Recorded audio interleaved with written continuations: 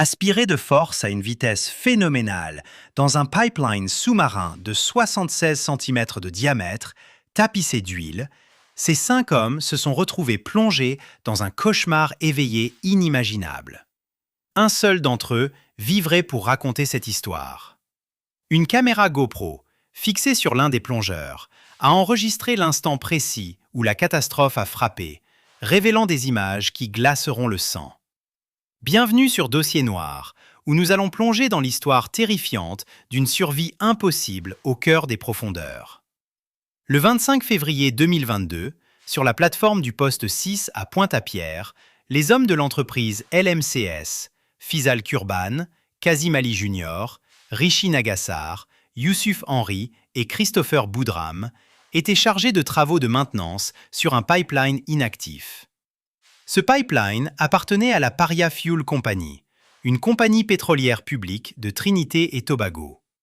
Il s'agissait d'une conduite en forme de U de 76 cm, courant le long du fond marin, conçue pour transporter le pétrole du poste 6, où les navires déchargent leur cargaison, vers le poste 5, la raffinerie.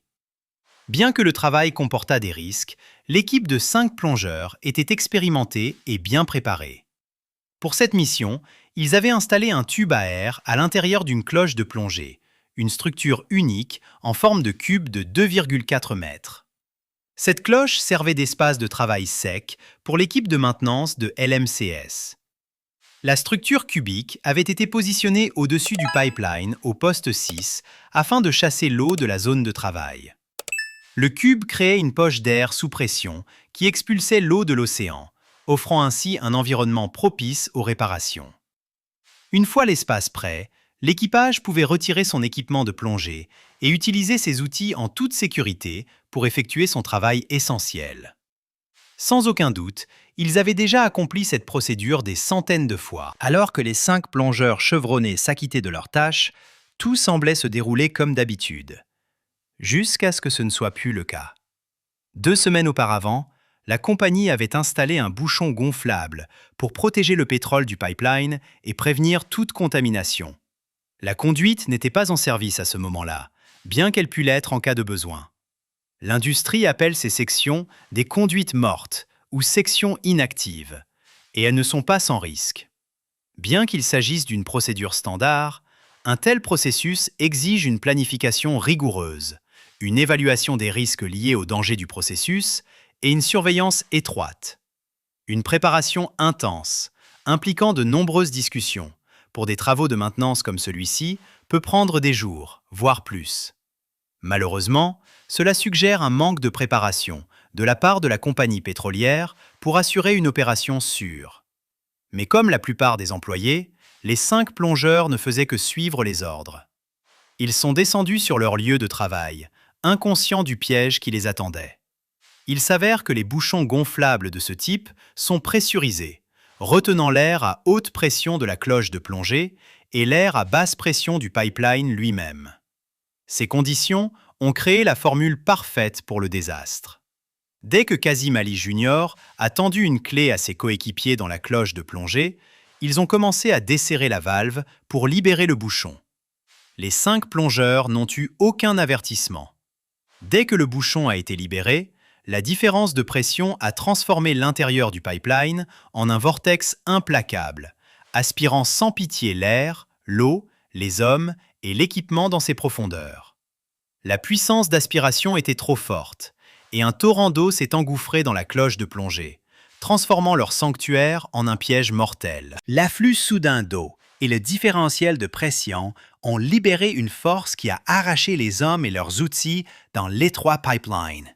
En un clin d'œil, ils se sont retrouvés projetés violemment à travers un tourbillon d'eau et de pétrole pendant 90 secondes insoutenables, luttant désespérément pour l'oxygène.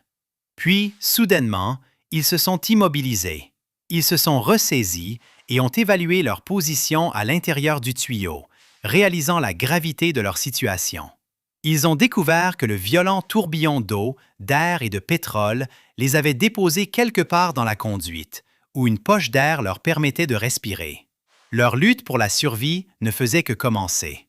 Les hommes étaient piégés à l'intérieur d'un pipeline de 365 mètres de long, désorientés, blessés et en proie à une terreur absolue. Au milieu de ce chaos et de cette peur, ils ont tenté de communiquer et de se soutenir mutuellement. Cependant, la réalité de leur situation a rapidement anéanti tout espoir de survie. La GoPro qui les avait accompagnés pendant la plongée a enregistré chaque seconde de leur calvaire, capturant la terreur pure et les bruits de leur lutte désespérée. Christopher a d'abord cru qu'ils avaient été projetés tête la première dans le tuyau et qu'ils devraient donc ramper à reculons pour en sortir. Mais Kazim, Youssouf et Fizal étaient certains d'avoir été aspirés les pieds d'abord. Il a donc fait confiance au jugement de la majorité. Étant le plongeur le moins blessé, Christopher a posé ses pieds sur les épaules de Kazim. Il a ensuite demandé à Kazim de rassembler le reste du groupe et a enjoint Fizal, qui se trouvait à l'arrière, de pousser tout le monde.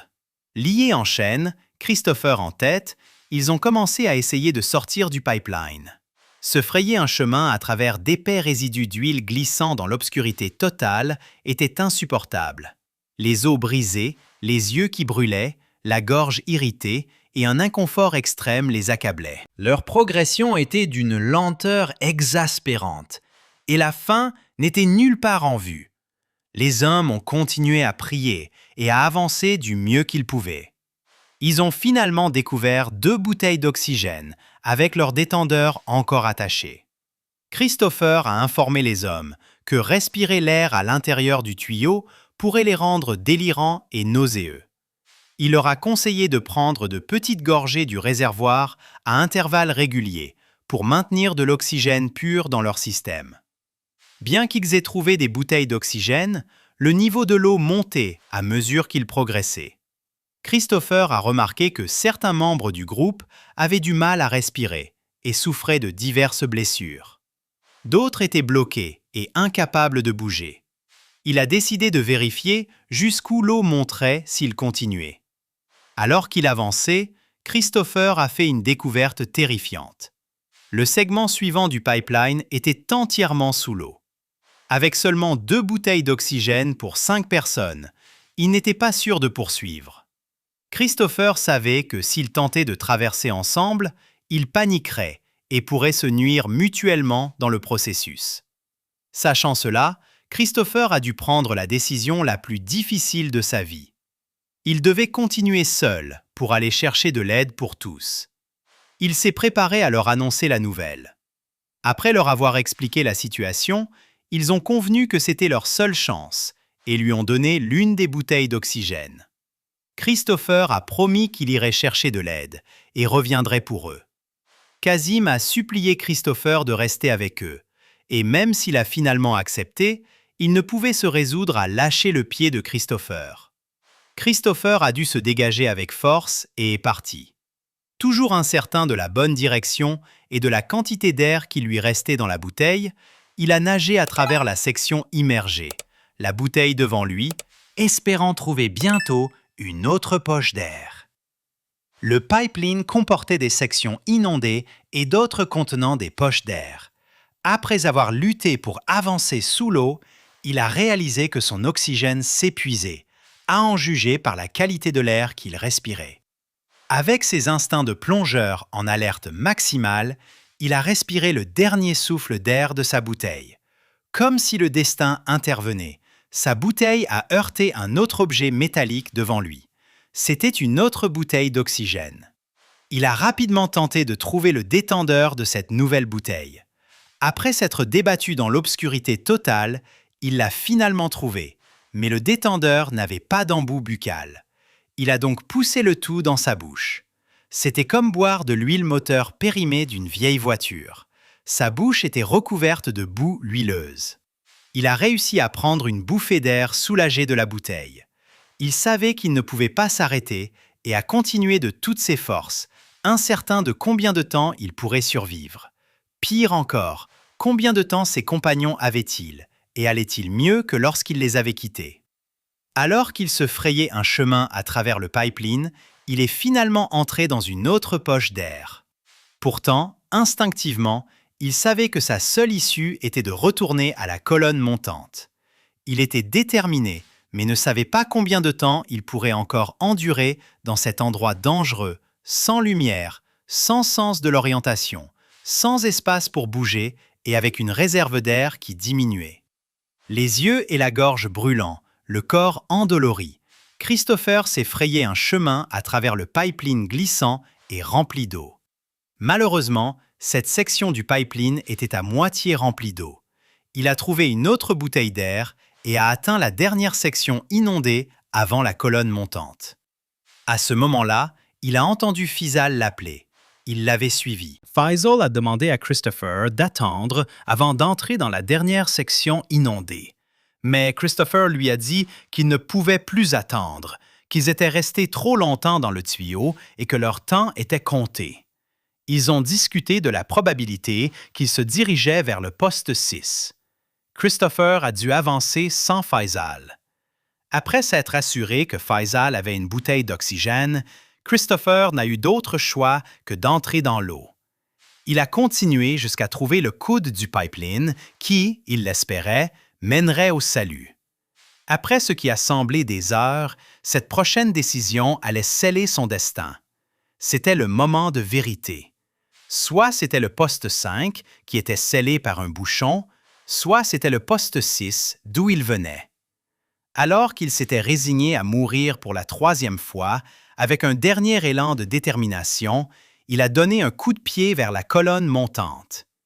Alors que Christopher continuait à nager, il a réalisé à quel point il était épuisé, mais il était déterminé à s'en sortir et à sauver son équipage. Avec l'huile qui lui brûlait les yeux et les poumons et la fatigue qui alourdissait son corps, Christopher a finalement atteint le sommet du pipeline. Bien qu'il ait survécu à l'épreuve, ce n'était pas encore terminé. Christopher a raconté la situation au personnel médical, détaillant autant que possible les informations sur les hommes et leur position. Malheureusement, le reste de l'équipe de LMCS n'a pas cru à l'histoire de Christopher. La compagnie a supposé que le pipeline était rempli de pétrole et que toutes les bouteilles d'oxygène qu'ils auraient pu avoir ne leur donneraient qu'1 heure d'air chacune. Des plongeurs de sauvetage de l'équipe LMCS sont descendus et ont frappé sur le tuyau, essayant de localiser les hommes. Ils ont reçu en retour les sons réconfortants de quelqu'un qui frappait, offrant sans aucun doute de l'espoir aux hommes piégés. Mais l'équipe de LMCS n'avait pas encore trouvé de moyen de les faire sortir. Les heures s'écoulaient et les 4 plongeurs blessés souffraient de leurs blessures, luttant contre l'air qui s'amenuisait, un rideau d'émanation d'huile suffocante, l'eau de mer montante et le dioxyde de carbone. Bien qu'il ait semblé que la Paria Trading Company et LMCS allaient initialement sauver les 4 hommes, aucun sauvetage n'est jamais arrivé. Les 4 hommes ont réalisé qu'aucune aide ne viendrait, intensifiant leur horreur. La compagnie a récupéré les 4 corps restants plusieurs jours après le début de l'incident. Des autopsies ont été pratiquées, mais personne ne pouvait s'accorder sur le moment exact du décès de chaque homme. Les autorités ont décidé qu'ils avaient survécu jusqu'au samedi, mais certains ont spéculé que l'un d'eux avait tenu jusqu'au lundi. Une commission d'enquête a été lancée à Trinité et Tobago pour investiguer les circonstances qui ont mené à la tragédie de la plongée de Paria. Christopher Boudram a comparu devant la commission pour témoigner de son expérience, racontant les événements déchirants.